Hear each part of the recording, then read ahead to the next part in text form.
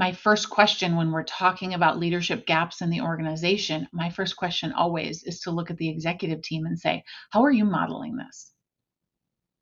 Right? And usually I get looks, I get, eyes that dart away. People don't want to look at me because it's like, we can't expect, how does a leader know how to be vulnerable unless the person above them is being vulnerable?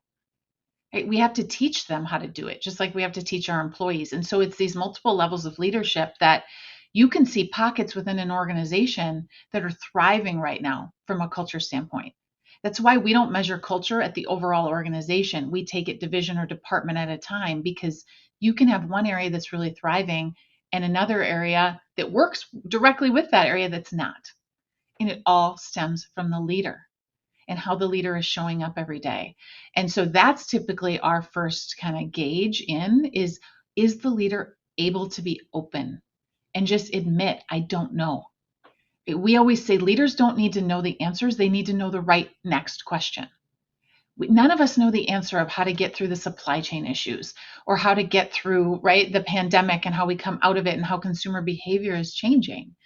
But together we can figure it out. 1+1 = 3 kind of approach. And so when we're talking to leaders, when we're training leaders, that's what we're talking to them about, is in your authentic way. You have to be able to say, I don't know the answer right now. Let's figure this out together, because we're going to get a better answer than if the leader just tells them what they need to hear. And so we're feeling like in a lot of organizations, we're releasing a pressure valve when we're teaching leaders that approach. Now they actually have to be able to live it out in the organization, right? The organization has to allow that and not look down on them for saying, I don't know what's next, right? We've got to figure this out together.